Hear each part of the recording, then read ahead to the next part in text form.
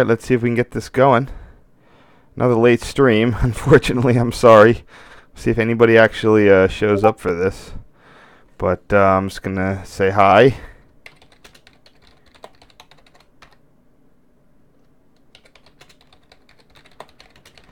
And I'm off to the races. Well, today I have a one-night set. I'm only around for one night.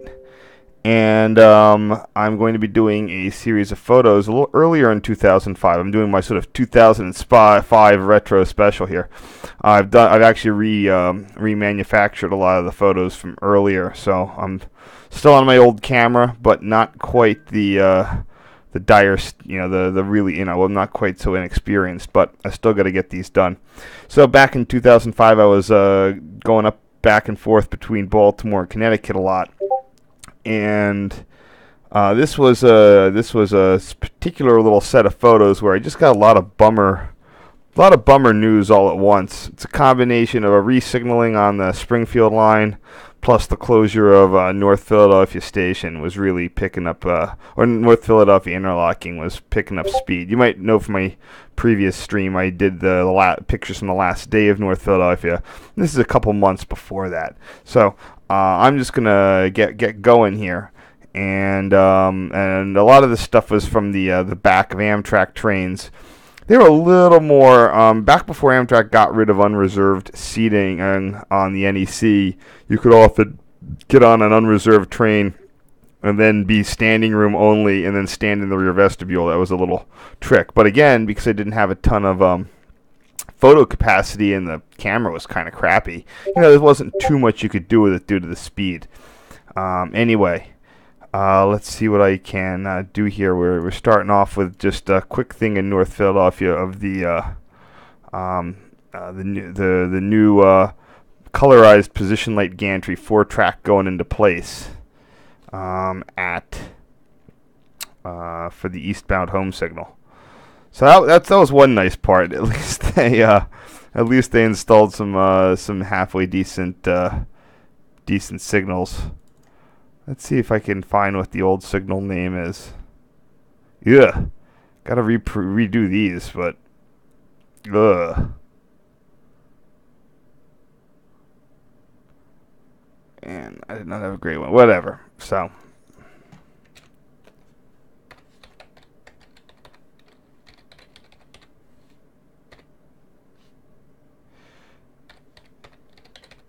So, anyway, just going to get through this one real quick. Oh, man. So here we have my attempt at the famous, I call it the 6-track gantry, but it's a lot more than that. Here at North Philadelphia, with a signal displayed on the, what would still be the, if I can pull this up, would still be the 30R signal, even though they had been colorized. I'm not sure if this was the first time I'd seen this. Might have been. I'm just not sure, because I was going up back and forth pretty regularly.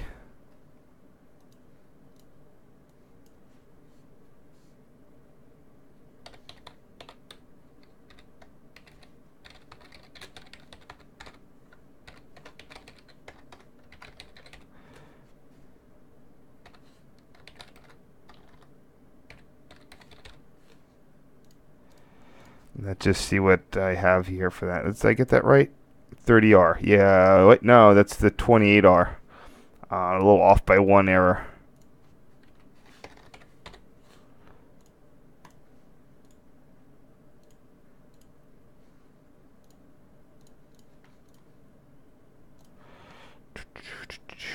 So here's the other, this week, this little trip, I just remember it was just sort of nonstop. So North Philadelphia's closing, that stinks. I'm not sure exactly what state it was. And then one of the neatest things back in the day was on the Springfield Line. It had been signaled with, or it had been, when Amtrak redid it back in the, it was basically a New Haven era rule, 2-track rule 251 line. And they came around and they made it into a sort of like Atlantic City Line style single track 261 line.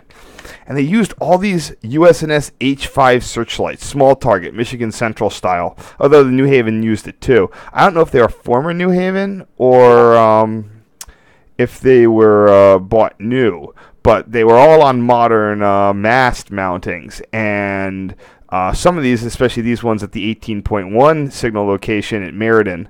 Meriden is, as I said, it's on a double. Most of the sidings were double long, so they were 4 miles long for passing, and it was always neat because I could just roll up. I was waiting for a train. I could always get these searchlight signals, and then this day they'd been replaced by these damn LED heads. And this is LEDs were like, you knew them in traffic lights, but they were just not something you would see.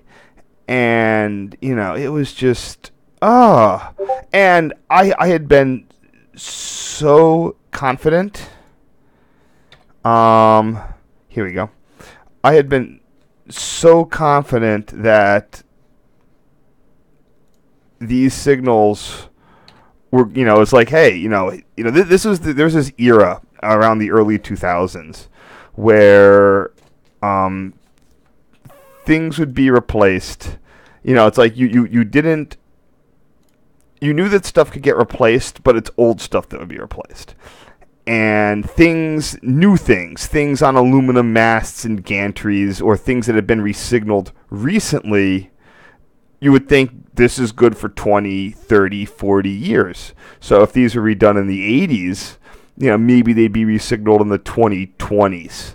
And that'd be like you had 20 more years of those things, no problem. And suddenly these LED heads pop up, no rhyme, no reason. And you're like, well, why would they do that? What was wrong with the old ones? They didn't have to do it. They were there. They were new. And, it was just depressing.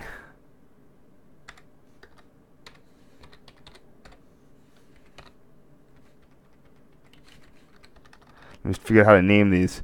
And that's and back in today, it's just like that's common, and it's and as I've explained it before, it's just because the equipment isn't worth spit compared to what it costs paying a signal contractor to either not really maintain things but to change anything. So you can go buy the hardware. It doesn't matter. You don't need to. When the hardware is cheap and it's costing you more to pay a guy to test the searchlights every 6 months, something you got to do, then you just replace it, even though that they're quote unquote not life expired. And that was a portent of things to come. Back in 2005. And I was shocked when I'd seen what happened to the to the Springfield line. Now, it wasn't all at once. They didn't go all at once. But I never got good pictures of Springfield Line searchlights. They're just not quite. I didn't have someone. I mean, I had a girlfriend up in there, and but I wasn't in the asking, hey, can you drive me on these signal trips? I had enough other shit. There's enough. I had my hands full of other stuff.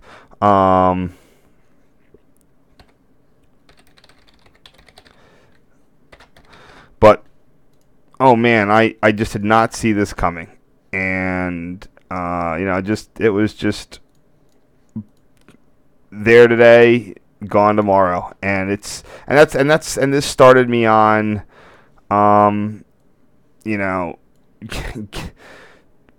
rail fan emergencies. Get out there and get the photos before they're gone, because I didn't do it here, and this is one of the regrets. And again, I didn't have the cameras. I didn't have the memory sticks, but I was out here. Every month. Catching a train at Meriden, and I never walked up, and I never got full coverage of these. They were right there, and I could have gone up and just taken 100, spent over the course of some months, gotten every angle.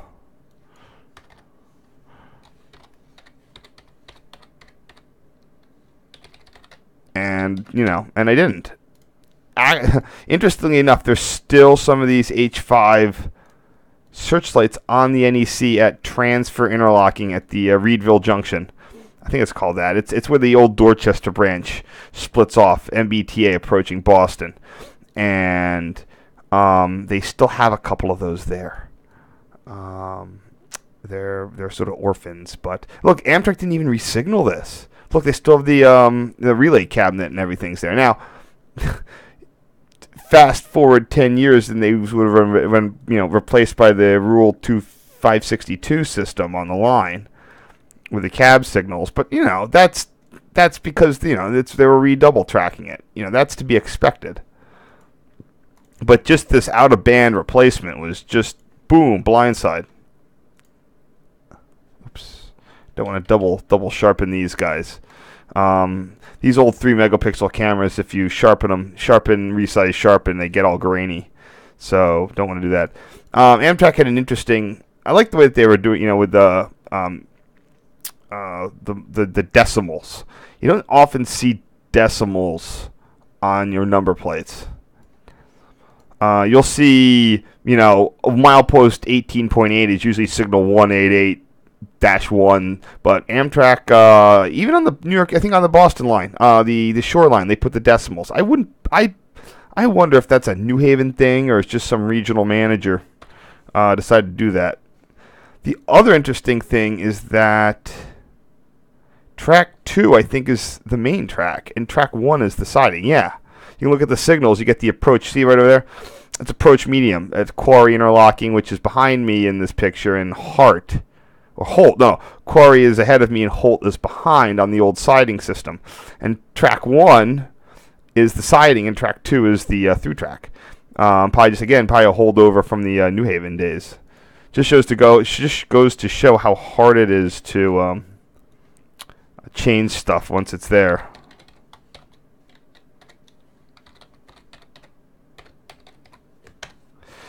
Yeah, it's only 19 miles from New Haven. I mean, I was on this so damn much.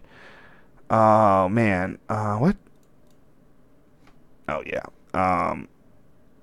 cause I when I was going out with this girl, I'd visit her. It was long distance, and I'd visit her every month. She'd come down every other week, and I'd go up every other week. It was every 2 weeks, and one of those would be going up. So I was constantly catching trains. Even when I went to college here, I was catching a lot of trains out of Meriden. The first time I ever went, I walked. It was a 9-mile walk. Back, I did it out one day, did it back. I didn't have a ride. I didn't know anybody, and I didn't know how the bus system worked. And I walked it in 2 hours and 15 minutes, 9 miles. I was proud of that. Then I learned that there was a Peter Pan bus that would get you there for or to New Haven, which was easy enough for like $15. Then I learned there was a $1 city bus. It wasn't part of the regular system. It was part of some other system. But and that was the end of me having to walk. I only did that walk once, and that was I was proud of it, but. I was new to school and fresh off a whole bunch of Boy Scout hikes. So,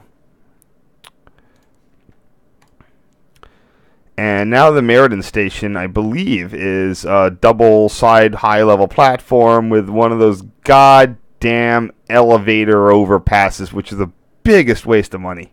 They have a railroad crossing on either side of the station. You can just have people with a ramp, like walk down and cross at the crossing and walk up the other side. But, now, we got to pay for an elevator. That's the thing. It's like you won't pay to maintain a searchlight signal, but you'll pay for a pair of elevators that take forever to get someone across the track. Oh, my God. Yeah, see, here I am. Here I am taking pictures of these LED signals, and why didn't I do this when it was searchlights? I had years. I had.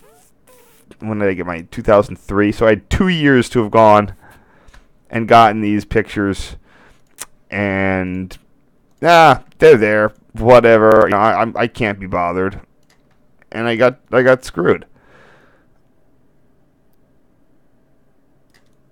It's a cute little sort of. It's a backlit, but it works.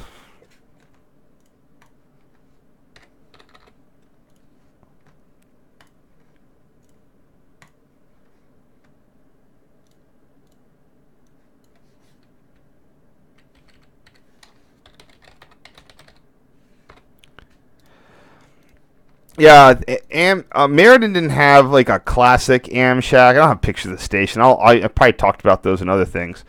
But it was an Am Shack. It wasn't. I mean, I said there's the official Am Shack station, but this might as well have been one. And it was one shift a day, and it closed from like noon to 1 for the guys' lunch break. You know, they found a gap in the trains, so you'd get there. You know, this is when you I think they had a quick track. Maybe at some point they put a quick track in, but there wasn't. There wasn't always one, and it wasn't always open. So you had to get there because I don't think it was there for every train.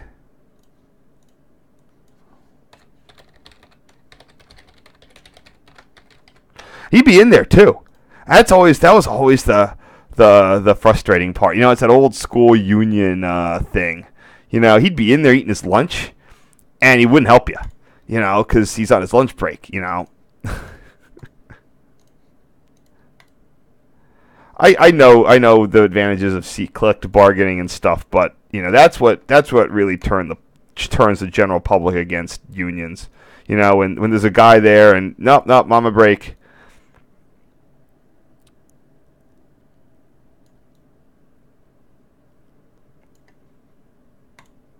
Hero is just sort of. I don't even know who makes it. It looks like it's Harman. I never found out who this logo is. I'm sure someone can probably tell me, or I can look it up or something. But I got this close-up picture trying to get the manufacturer.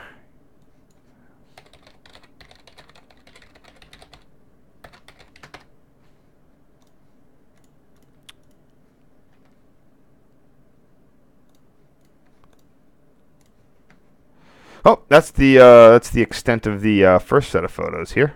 This guy said it's a one-night set. I'm gonna blow through these and then get out. Try to get off as quick as I can. Let's see if the stream's going okay. How long I've been doing this for? The whole hobby, I'm wondering if you mean.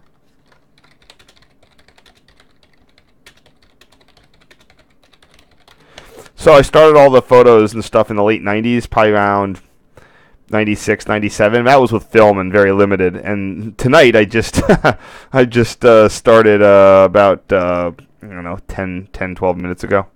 So, all right, let's see what we got here. Yes, I guess I got on board an Amtrak train, more vestibule shots. Some of them appear to be double windowed. So, but let's see. Yeah, and the real kicker is they kept the masts at for the re-signaling. They just popped off the H-5 searchlight heads and put on the LEDs. You know, talk about going from the least solid state. I mean, I guess a light bulb isn't technically a solid state, but I mean, yeah, it was a literal non-solid moving thing to solid state.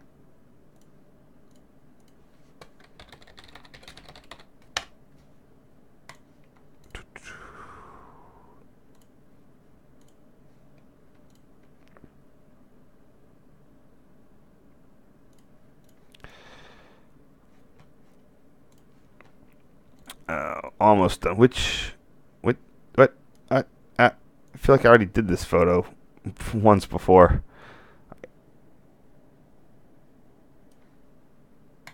Oh, no, I didn't do the pure side shot. Oops.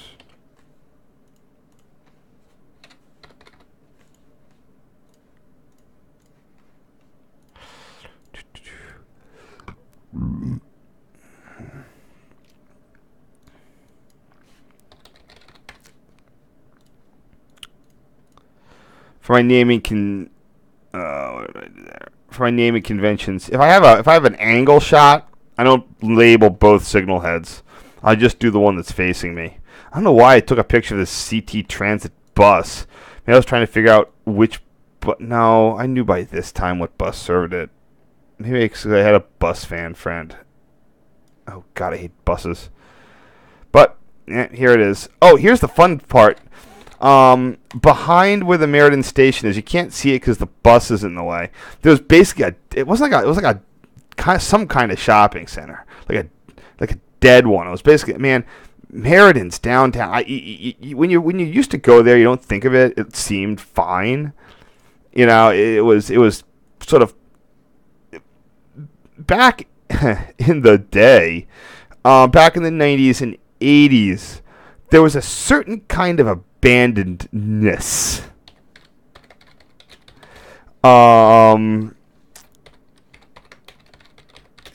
You would come across shopping centers, and they'd be closed or whatever. I mean, they felt like the 80s. They felt heavily of the 80s.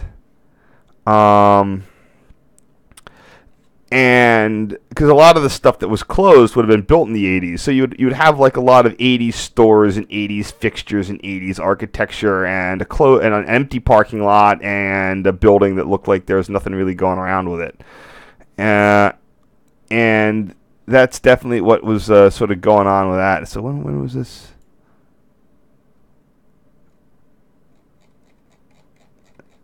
I have no idea when this picture was. See if I can just fast forward. I gotta find the 9600 series. Oh no, I gotta go through all those. Oh,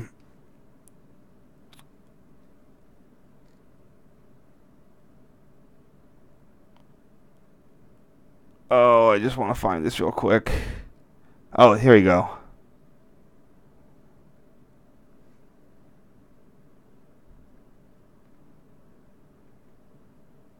It should be somewhere right in here. What did I call this file? Back when I first named it.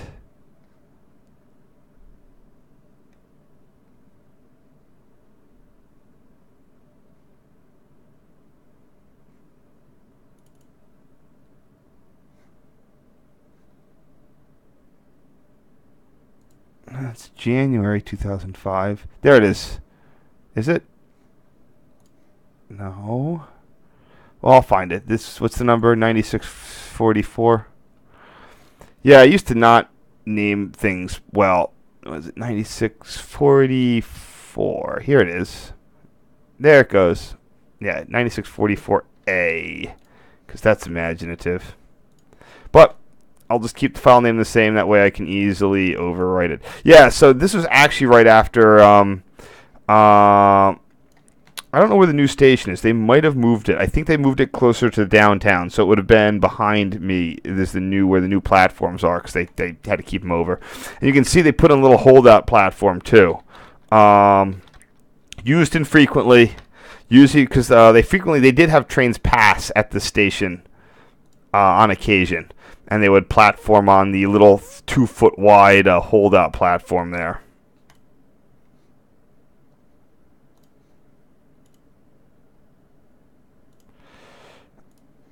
Okay, so, I didn't take a ton of photos. Yeah, another place that I got really sick of taking pictures was New Haven. It's just M2, all these M2s. Now there's no M2s, but actually it's very hard. I don't regret not taking more photos of M2s and to an extent M1s and M3s because they all look the same. It's like Silverliner 4s. It's just how much same can you deal with? So here's interesting on Hudson interlocking. Hudson Tower closed not that long ago. It closed in 2005. It might have been open. I think it has. Maybe no. I think it closed in 2003. So Hudson was now, it was remote to Section A Section A dispatcher, because Dock was still open. So this was pretty new after Hudson had been remoted. There wasn't much in the Hudson plant, although no, it had both ends of the old Manhattan transfer actually on it, and had remote control of Swift interlocking.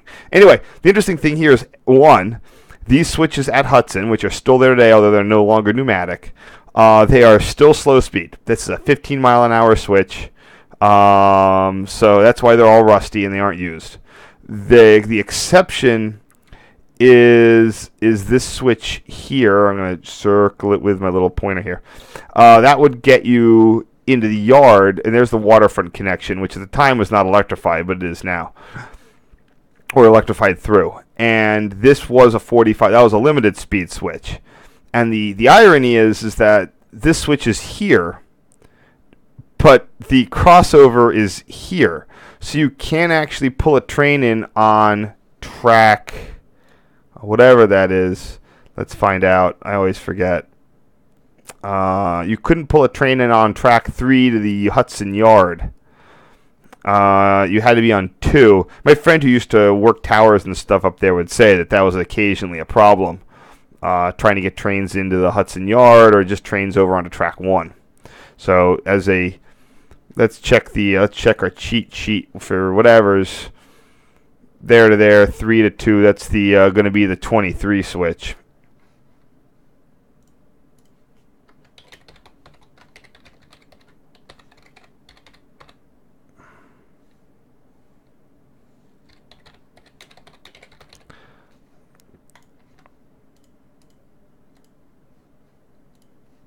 There we go.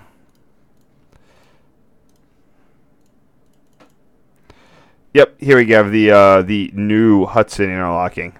So this is definitely post it being converted, the tower being closed.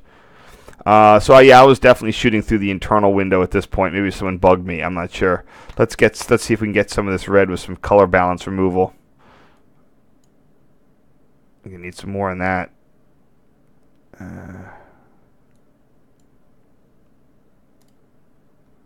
That's not that bad.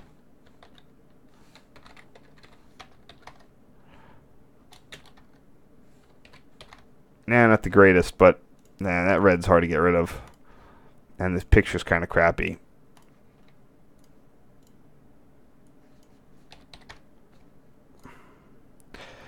Seeing that sign reminds me I need to finish my new position light entry on Amtrak, on passenger railroad signage for interlockings. Yeah, and here we go. It wasn't just the crossovers. The east end of Hudson had yard switches and a whole bunch of other stuff. These again have all been eventually retired. Unfortunately, I don't know what the new numbers of these are. Oh, hey, we got a path train on the old ramp. Remember that the path ramp is the route of the original, the original PR alignment to the Harborside terminal before Penn Station was constructed. So, let's see what I can do with this guy. Lots of stuff going. Very busy photo.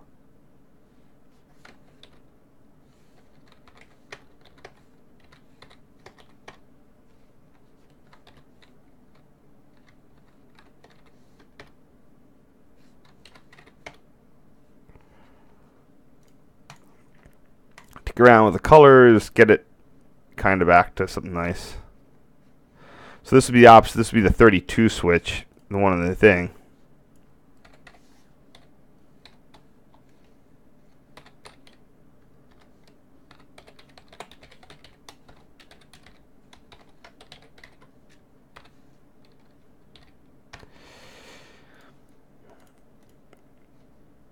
I am doing it all today. And here we have some of the new signals with the Rule 562 C-boards. And these would be the 3E and 2E. I don't know what that one's going to be, unfortunately. You can see a whole bunch of the other East Yard signals here at Hudson. A lot of yard tracks, and it also had an interlock crossing with path. So let's see what I can do with this guy. I'm going to have to keep a little of that. That's not bad. Must open the door again.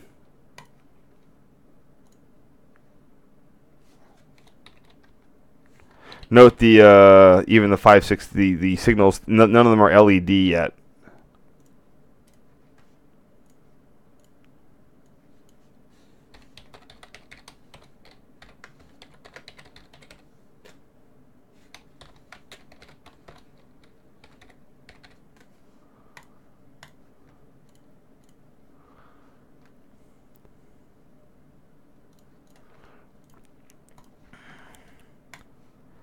Here we go. That's a Comet 4. So this is not quite when all the Comet 5s are delivered and the cab cars. So that's another thing is that they only have Comet 5 cab cars because I guess the 90s versions, even though they meet regulations, it's like, oh, the safety, perfectly cromulent cab cars.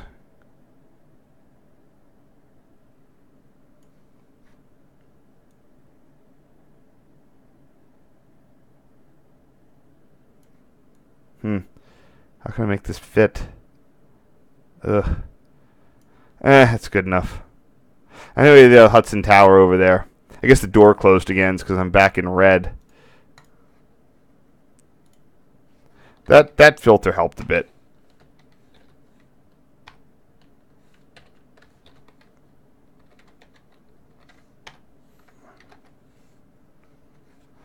$50.31. Yeah, no engineer side door, so you know it's a Comet 4.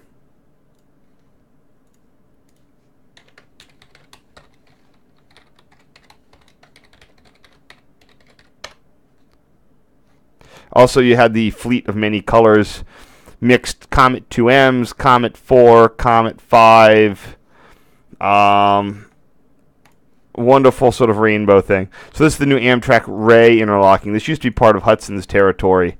But when it went to the dispatcher control, Amtrak broke it out into a new interlocking named after engineer Alexander, or president of the PRR, Alexander. Right? It's Cass. I forget who he is. Samuel Ray. Yeah, that's the guy. I think he was the chief engineer. Engineer, not in the locomotive sense, but engineers in building railroad sense. So.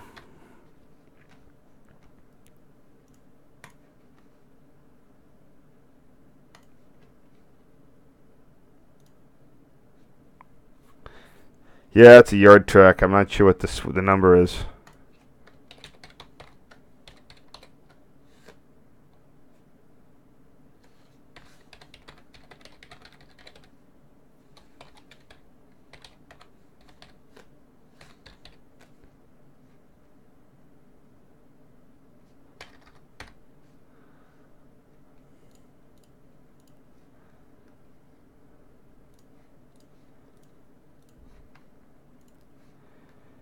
Maybe we can just zoom in and see what switch it is. No, I don't think I have enough pixels. Damn. Yeah, that's going to be like whatever. So I'll just call it like the pneumatic ladder. Again, these are all A5 now, but we had this brief period of time where they did keep the pneumatics on these guys. You got your track 3, 2, and then 1 over there.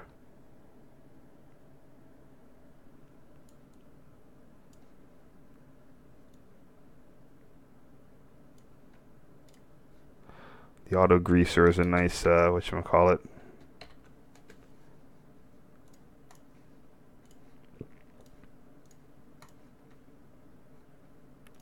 I'm sure I have those switch numbers somewhere, but I just don't feel like finding them.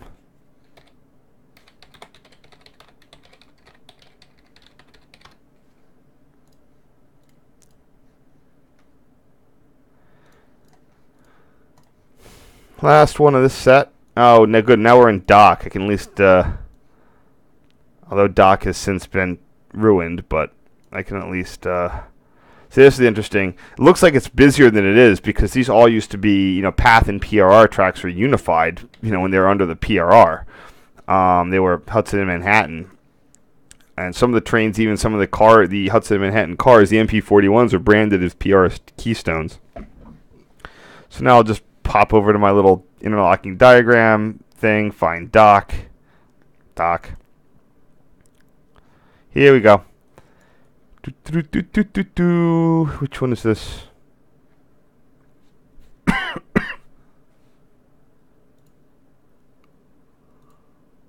looks like the 63. Yeah, that's the 63 switch.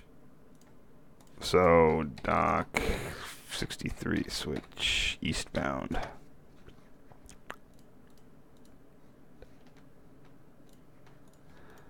Dunk.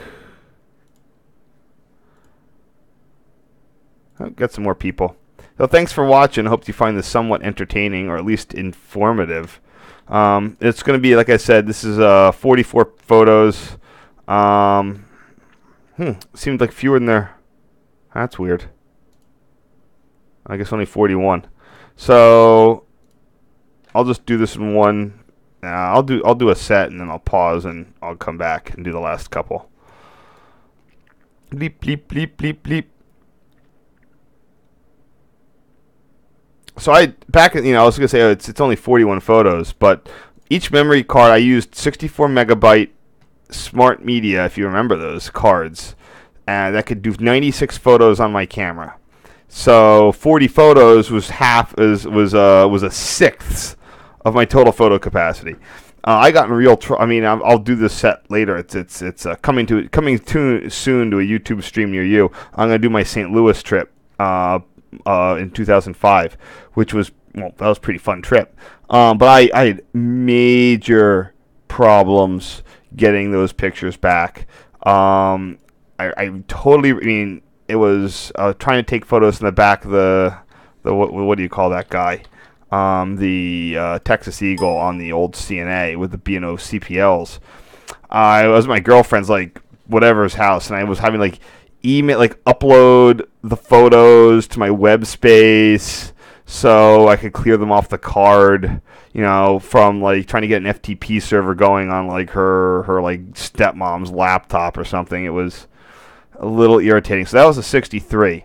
So here we have the 71 and the 67 switch. Well, hold on. Let's double check that. Yeah, that's the 67, 67, the 71. 71 single-ended, the 67. That would be like 67E. I think Amtech generally does EWs, sometimes ABs, but so it's dock, 71 switch, plus 67E switch, eastbound. I'll say like plus eastbound plus path. Got all that path train. Another really fun thing that isn't there anymore, the path train and its rail fan window. Oh, that was so fun. That was so worth the price of admission. It's like buying a $1.50 roller coaster ride on those things. I loved it. Oh. And I would go out of my way to catch path back instead of NJT. And you saved a little money too. You saved like $1. You saved half the New York City fare. Okay, so here we are. That's the 68L Dwarf and the 73E switch with a path train. So pop the colors a little bit. I've already resized it. So dock 68L plus 73E switch plus path eastbound.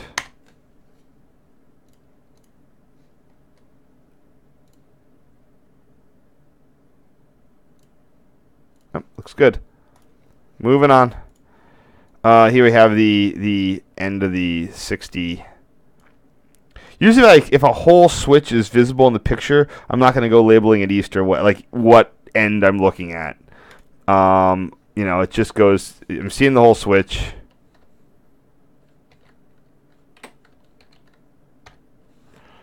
Might as well just not try to be confusing. So this was, like I said, this was the 73 switch.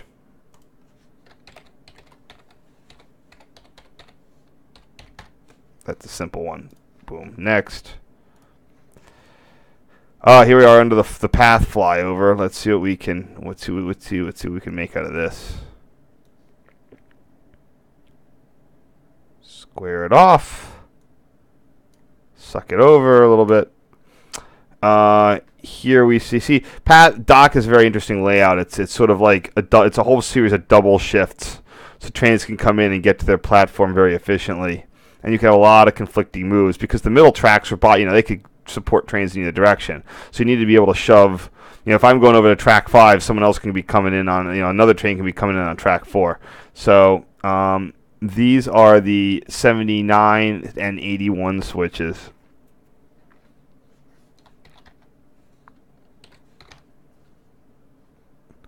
Maybe I need to do a little bit of... I'm not doing a lot of straightening on these. They look okay, but I didn't straighten something on one of my previous session photos, and it kind of made the photo look like crap, so I'm going to do that now.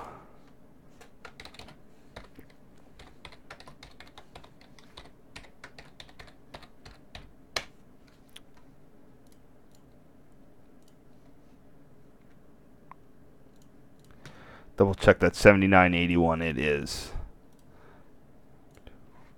Oh, not red again. Come on. Oh, what did I do to deserve this?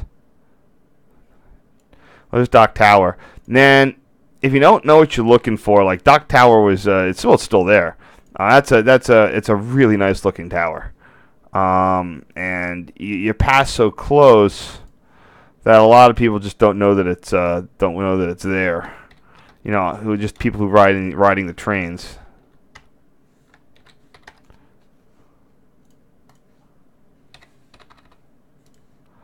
So here we have Dock and there's the 79, the 81 switch.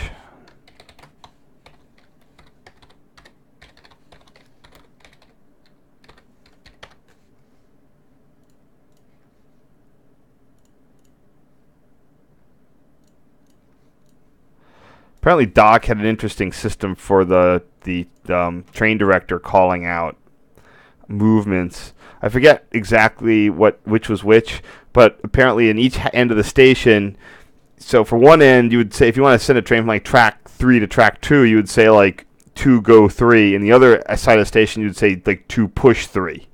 So, you know, Dock is described by my friend was quote unquote madhouse. Because I mean it's sort of the last vestiges of paper dispatching. You had a Section B dispatcher, but you know he just didn't do anything.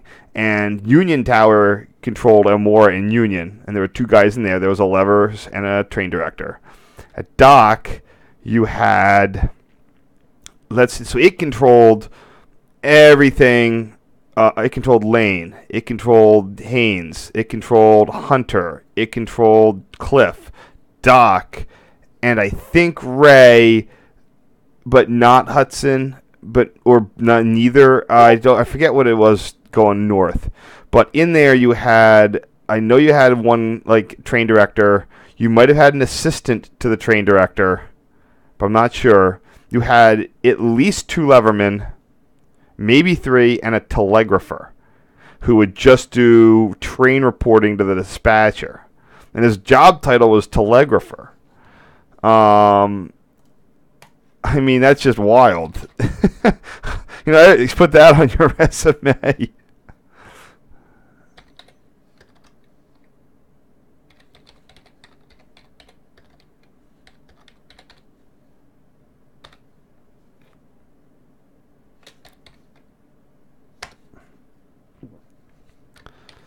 So I don't remember. Yeah, I'd have to go and ask again.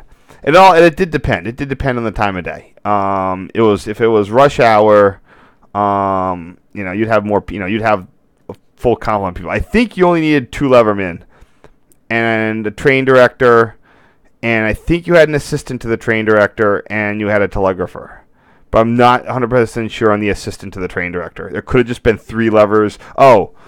That's right. It had 3 levers, so one person worked the unit lever panels for Lane, Haynes, Hunter, and Cliff. Then you had 2 levers on the Model 4, 2 levermen on the Model 14. So it was either 3 levermen and a train director and a telegrapher, or 2 levermen, an assistant to the train director, and a telegrapher, or maybe it was I don't know. That's hard to remember. At least they kept these suspended signals when they re-signaled it. Well, they kept some of them. Which signals are those? Those would be the...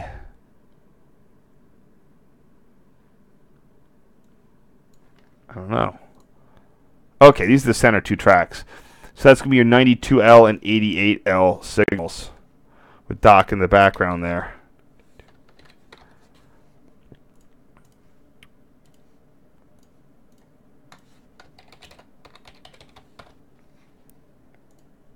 Uh, 88L is that approach. It's 92L. So you wonder how you get these little like miniature signals for the position lights? Well, that's the beauty of the system. You just shrink the position light units, the modules, are on rods. They're just mounted on them. You can just shrink it in. There's nothing really that special about those. They just compress them. All right, I put the camera away. Then I took it out again for going through North Philly because I wanted to try to preserve as much as I could through North Philly. I knew that it was getting close. I remember I said this whole photo set is called Bad News NEC. The first news being the LED signals being replaced, and the second bad news was well, first this is Clearfield's. This used to be North Philadelphia. North Philadelphia was in two. It had an East and a West End plant. Very small interlocking machine, only 47 levers. Amtrak's first hit against North Philadelphia was sometime around 2000. The entire east end of the plant here, it's a ladder, was turned into Amtrak Clearfield interlocking. They also ripped out they redid the station tracks. They got rid of couple of the tracks through. And Clearfield pretty much just turned into two tracks. This 11 switch and the 17 were kept, basically. This was all eliminated. This was eliminated. These were eliminated. The whole ladder. I remember in the very late 90s going through there, and the whole ladder was there, and then boom, one day it was gone.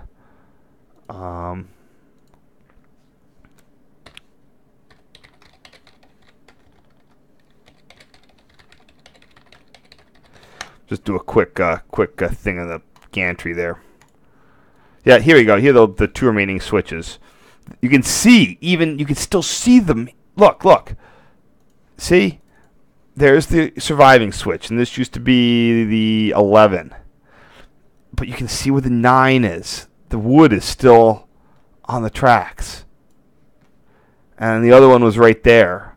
Looks like they patched that, but you can still see where the 9 switch was. And here's the 17. Now today, this would be, I got to go to my cheat sheet. Let me go to my cheat sheet. Here's my cheat sheet.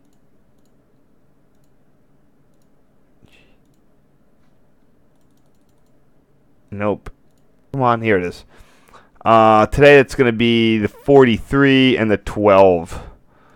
Again, Amtrak has a system, or at least US&S does. I think Metro North uses the same one.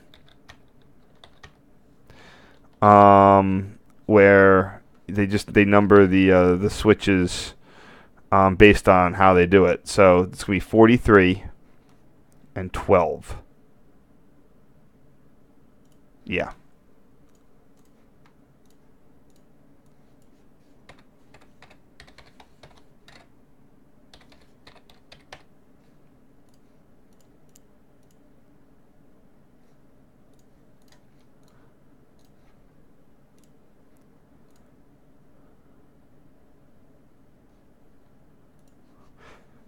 Which system? Oh, my browser's dying again. I don't know why WaterFox is just so crap. Oh, I'm not going to even try with that. My browser's in a death spiral. Or at least that one is. I should probably run that on Chrome. In fact, I probably will next time. I'm sick of it killing my the live stream thing killing my browser. So here we have again, this used to be. See, you can even see all the stuff. When the freight tracks, you can still see where all the switches and the overhead wires are still there. All the stuff is still kind of there, but not. And this is where I popped into the rear vestibule to take photos of the surviving North Philadelphia interlocking.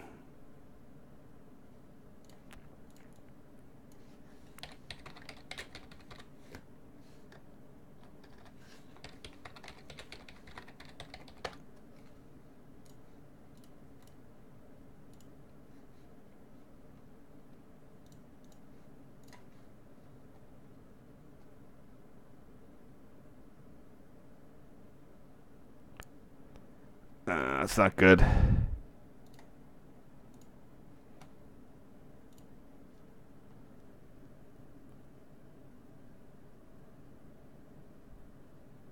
Well, so the question. I hope the stream is still going out. The question, the PRS system. I mean, if you mean by signaling, I'm guessing, or just the whole tracks. So I mean, at some point, Amtrak had to upgrade to CTC. I mean, the signaling was there, but it was still all not manual block, but manual block stations. Every 10 miles, you had an interlocking tower. It had been in place since the 40s, and it worked reasonably well, but it was still very labor intensive. Every 10 miles, you need to have a full-time employee 24/7, and that's something like 4 full-time employees, 3 shifts and an extraman, maybe 3.5. So that gets pricey in a hurry. So the tracks, I mean, the tracks started to get fixed up, but they had to be, again, they were only really good for 110 miles an hour, and you had the whole NEC. Here's the thing. The NEC was a freight main line as well as a passenger main line. It was 4 tracks, freight usually in the center, local and non-local freight on the outside. And you just it had to be when the industry left the Northeast. They were just like North Philadelphia is a prime example. You had all these crazy tracks because you had a ton of industry, and you had all these interlocked freight tracks to get local switchers onto the industrial tracks to switch the freight, and to run the commuter and long distance train services. So the NEC had to be fundamentally altered to remove the freight component from it, because it was just very inefficient. For example, like one of the ways I was talking about North Philadelphia interlocking, and I'll bring this up again. You can see, I'm gonna cut to the picture here. So we had outbound platform, inbound platform. Now remember, North Philadelphia Station wasn't just some weirdo station in the middle of a ghetto. It was Philadelphia's second station. Through trains like the Broadway Limited, the wealthy premier trains did not go to 30th Street. That would require a Y move. They went to North Philly and dropped off anyone traveling there. They would either take the Broad Street subway in downtown or catch a local, or walk over to the Reading and go to the suburbs. The Reading station was right down the way. But just like today, so it was very innovative for 1911 having high-level platforms. And but you can't mix your freight and high-level platforms. I mean, you can do it a little bit, but at some point they're going to start hitting this. You can't do clearance loads. So they constructed the station. You have 4 main tracks, 1, 2, 3, 4 in the middle. 2 station tracks on the outside. In fact, I'm going to go to my blockstation.net. I'm not going to go to that diagram. I'm going to go to this diagram. If it'll come up. Oh, it won't. Wait. Here we go. And you can see at least what it looked like in 1992. And it doesn't look that much different from this diagram from, the 70s. You still had westward station. You still had eastward station. You're missing a few switches. Maybe you don't have this 29 switch is gone there. And a lot of slow speed stuff. And the whole point was it was designed for your through freights to take the middle tracks. Your long-distance passenger trains would use the station tracks. And by 1992, where there's no freight, you have, there's just way too much, westward station was abandoned. Eastward station wasn't. You had one track. You had tracks like 1, 2, 3, 4, and track 1 suddenly just turns into eastward station and reappears on the other side of the platform. It's ridiculous. And they're just like, so what they did was, when they did the Clearfield project, they just went, instead of being 1, 2,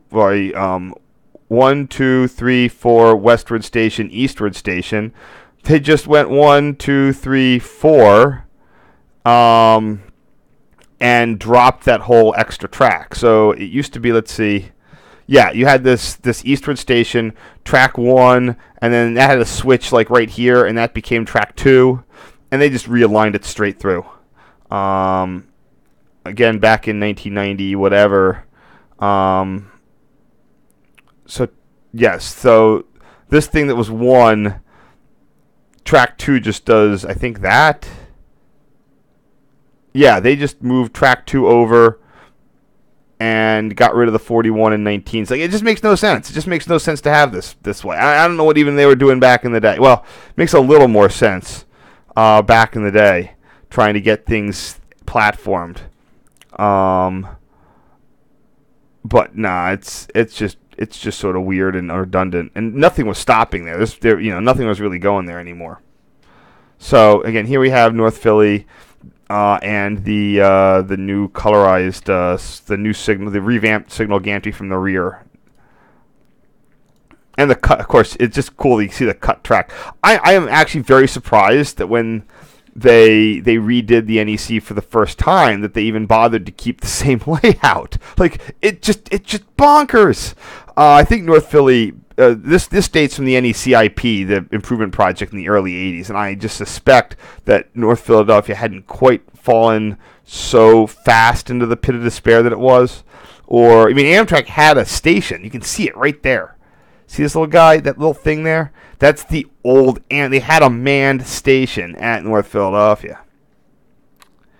So it wasn't quite so crappy.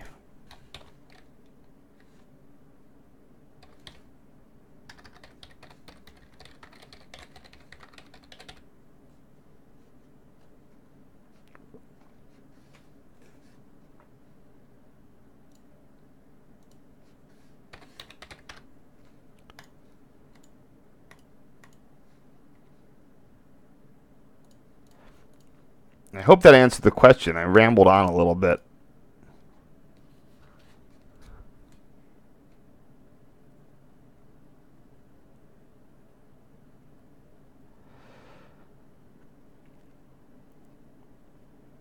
Amtrak didn't want the Amtrak didn't want Conrail on its territory, especially after the 1986 Chase accident. That really is what drove Conrail off the NEC and got rid of the old PRR freight system. Amtrak just did not want to have to deal with freight crews killing its passengers in accidents. And while freight is still tolerated on the south, going to Baltimore and to Delmarva, they just do not. Amtrak just, after that accident, they just was like, get the heck off our territory.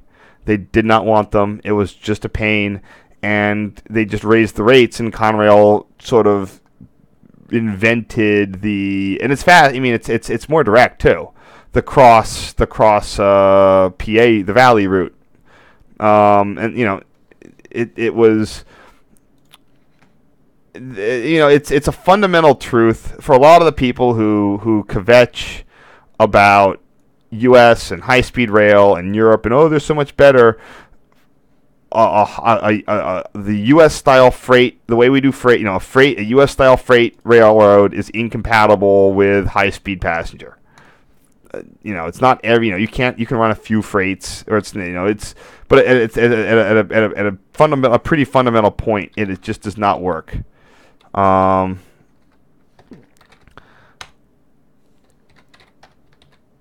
It's just too many compromises.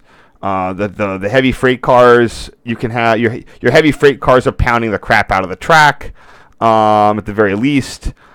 They're derailing all the time. By the way, I just love this like maze of tracks here. How much is this different than what it was? Yeah, it had two kind of ladders. I think some stuff's missing. Let's compare. No, you're right. See, you have the ladder cut to you can't make a parallel move. Why would they make it that way? Why wasn't the 39 hooking into the 33? I guess I can have him come off on the 27th. And why is that switch there? I can't figure it out. I mean, this is so in need of rationalization. I don't even know what that was used for when this was started. Ugh. There used to be a weird double switch ladder there. You can see it in this original diagram. They had 2 double slips. Number 20s too, so that would have been a 30-mile-an-hour double slip. So they replaced them. Oh, because they were double slips, they didn't have enough room, so that 39 became a slow speed switch. That's where you always get the slow approach, trying to get onto the Chestnut Hill West. Yeah, I don't know. I don't know why they had that 37. Because you'd go reverse, reverse, reverse, normal to the 33 to the 31, and trains coming off would go, when would that 37 be used? Whatever. Let's see what switches this. I think that's the 39 there. 39 to 37. There's your 37. So.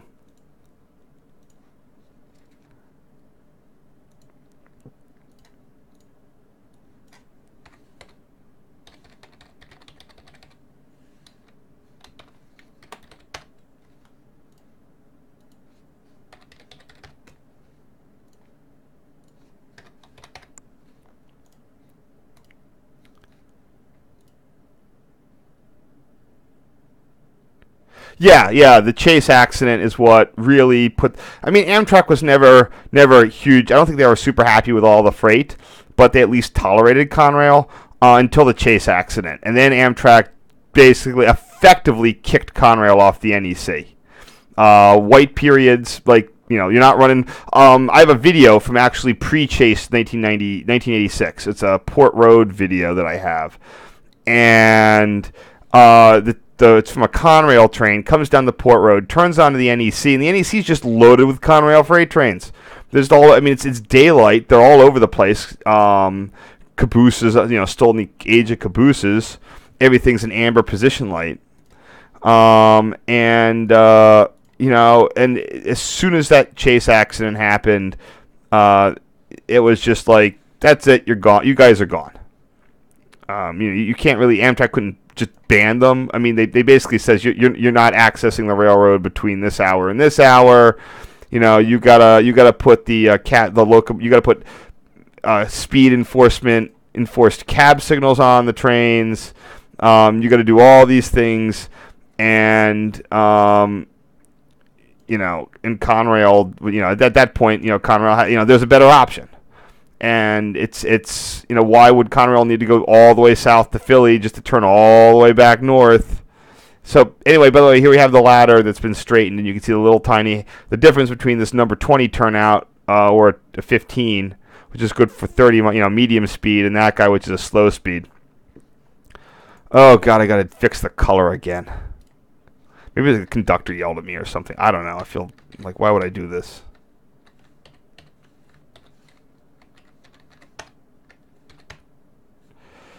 What switch is that? That's going to be your 41 switch, I think.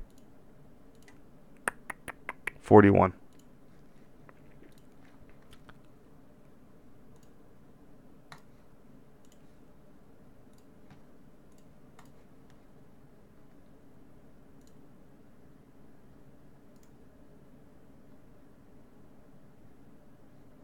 That was a mistake.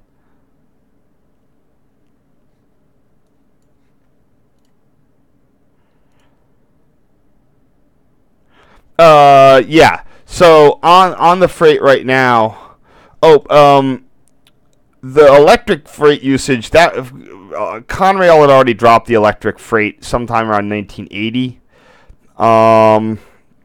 They had looked into buying new locomotives as late as the late 70s. I think Conrail already knew that they were having that Amtrak, that working on the NEC was sort of not long for this world. They stole the wires up in '86 in a lot of places, but the network was just, it was just, I don't know. The chase was the last straw, let's say, for getting freight off the NEC. That's what really caused it into none. But the Valley route, once you had ownership across from New York to Harrisburg direct, that was hard for Conrail to say no to. It's their own railroad. They don't have to deal with Amtrak. And the lack of and also the massive drop in industrialization in the Northeast. The PR, had a lot of yards collecting a lot of freight from Philly and New York, and as soon as all the industry went away, those yards, they're fields now. They don't do anything. The Lehigh Valley route plugs right into the container terminal. Maybe occasional coal cars, and of course the remaining industry. But it's nowhere near the way the industry used to be.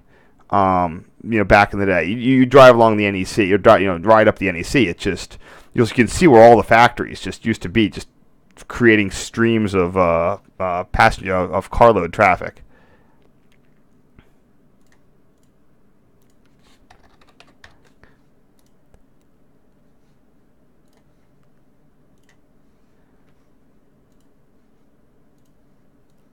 Oh, here we go. Here we're catching Atlantic City Line train. North Philadelphia was interesting in that for the eastbound signals, you had. I'll say it's interesting, but not uncommon, that you had offset signals. So for reverse direction movements, I'm going to go to the diagram. All 4 tracks in here were bidirectional between Zoo and North Philly. But North Philly was still kind of living in a single direction ABS 251 world. So trains would could CTC reverse on tracks 3 and 4. But the best signal they could get at the intermediate 860 86, the milepost 86 signal was approach slow, and then you'd get a slow clear at this 24 and 28 signal here at North Philadelphia, next to our NJT friend. The concession was that these signals could at least display slow clear, and not just dump a train into a restricting. I don't know if that. Well, I can say I don't know if it did it originally, but we can go to the original thing here. So. Oh, here we go. Yes, even in the day, it was 261 on all 4 tracks. As of 1972. So that's interesting. But again, it just shows. It's just fascinating. It's just fascinating that you'd have. I mean, it was still a single direction mentality. And having trains slow into slow speed signals, yeah, it's worth it. It saves you on some relay logic. Everything else that this thing was restrictings. And then you're straight up ABS 251 west of the interlocking. So this was just a way that if trains happen to find themselves on the wrong track coming out of Zoo, or even going into Zoo, that they could, at least be signaled on via they could be signaled instead of needing to get a train order. So let's just get our track numbers here. To say it's 24L and 26L, and an NJT train.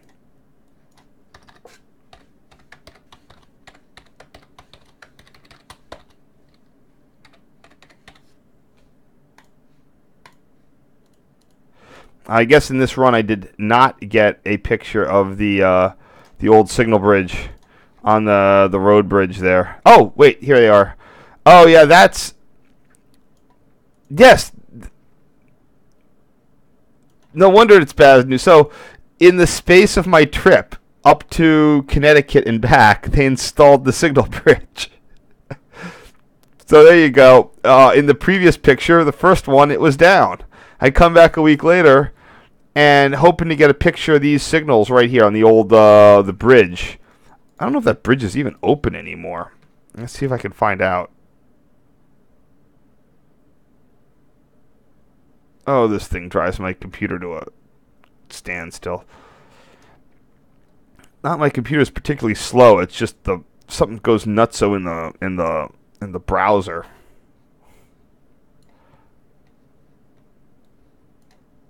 That bridge is closed. There's your Jersey barriers on either side of it. But the signals right there, the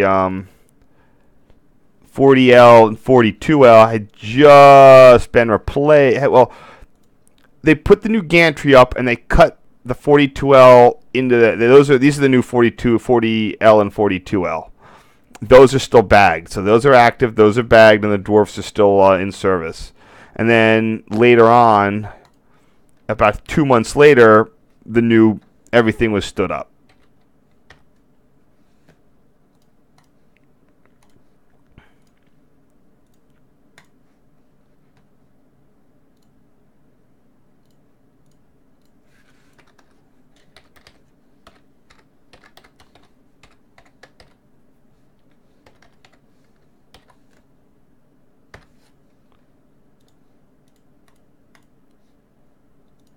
At least we got some 4-track position light signal bridges. There we go. Yeah, look, the maintainers are still out doing the cutover. You know, that's how new this situation was, and probably another reason that I just was sort of depressed at. I was like, oh, I'll get some pictures of those signals. No, try again.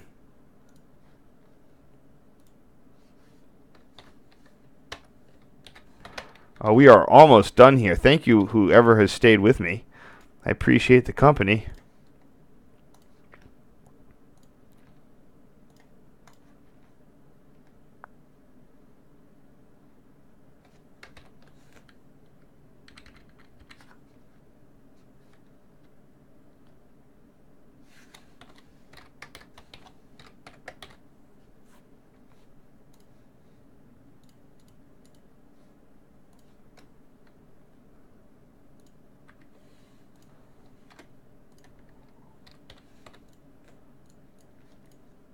One last one of the auto, the 86 auto. This is a very, very interesting signal, as I mentioned before. 4 tracks, 261, and a whole bunch of them can just display approach slow. What is this? It's 860. And the grade indicator is an interesting sort of historical footnote. Let's see what I can do clean this up.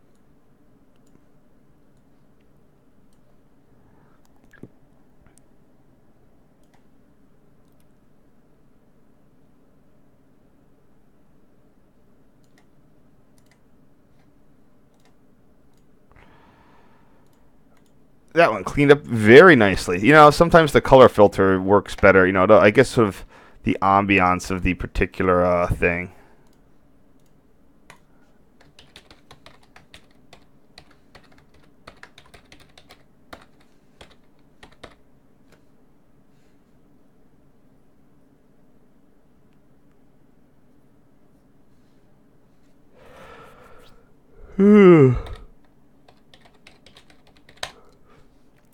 And that is it.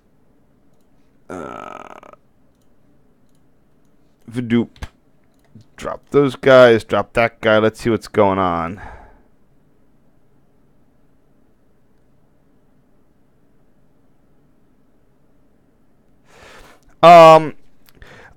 It's not really a culture between freight and passenger. It's just different requirements. Remember when the main line was built, and you can see it in the diagram. You got to look at what the speeds are for. It's 70 passenger, 45 freight. The PRR, what we know at the NEC was fundamentally a 70 mile an hour railroad. Now, you know, you hear the story. You know, speed limits were suggestions back then. Really, they were. The speed. A lot of the locomotives didn't have damn speedometers. They hook up a GG1, and the guy would just like get his. He would go as fast as the engineer would feel like he felt he could get away with. That was safe. These curves would have restrictions. The straight track generally kind of had a speed limit, but didn't. And they would do what they needed to do. But remember, you had your sometimes your passenger would be on the inside. That was usually reserved for freight. There were yards all over the place, and there was stuff was working all hours of the day. You had switchers. You had like 0 track for yard moves, which is now the Trenton line going across the Delaware Bridge. 5 track for yard. 1, 2, 3, 4. 2 of them were passenger, 2 of them were freight. On the real main line, where we didn't have the commuter stuff, the center tracks were definitely freight. Amtrak comes along. Well, now you have 5-mile-an-hour service, and you have local stopping trains. Those aren't compatible anymore. And they're not compatible with freight. The freights are just too slow when you have 100-mile-an-hour plus trains in the mix. They just become in the UK. I know. The way they work it in Europe is the freight trains they're short and faster, but that's very inefficient and that's not how you make money hauling freight. You has to be longer, less people involved, maybe just as fast, but you can't have little 10-car freight trains with an electric locomotive hauling them at 80. That just wouldn't work. We wouldn't have the capacity to fit ducking and weaving between the passenger trains. The UK has no industry, so it doesn't really need any longer freights. But in the United States, despite what people would say, we build things still, or we have commodities and stuff. So anyway, thank you for watching. I'm getting really hoarse here. It is 11:30, and I've got to go. So thank you for watching the stream, and I'm going to sign out if I can do it. There it goes.